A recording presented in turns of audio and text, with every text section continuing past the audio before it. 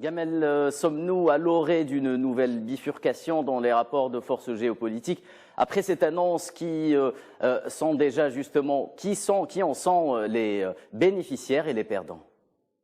Alors les premiers bénéficiaires, évidemment, c'est l'Arabie, ça va de soi, puisqu'elle est en guerre contre le Yémen depuis des années et qu'aujourd'hui elle tente une porte de sortie. C'est l'Iran, évidemment, qui sort de son isolement, de son enclavement, puisque l'Iran, effectivement, depuis plus de 40 ans, est en conflit quasiment direct avec les États-Unis. C'est le Hezbollah iranien, puisque l'Iran soutient le Hezbollah au Liban, qui est d'ailleurs le grand vainqueur aussi de la guerre en Syrie.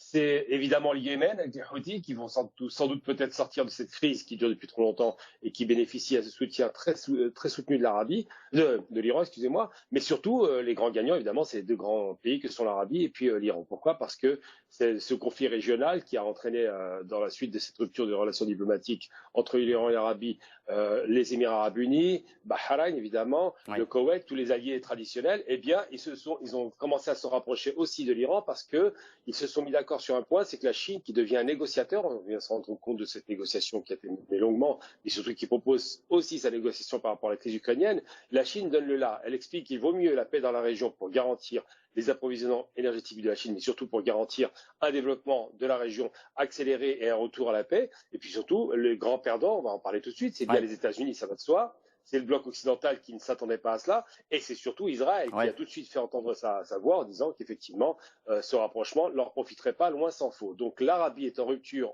de plus en plus consommée avec les États-Unis, parce qu'évidemment, entre Biden et Ben Salman, ça se passe très mal, même on peut le dire.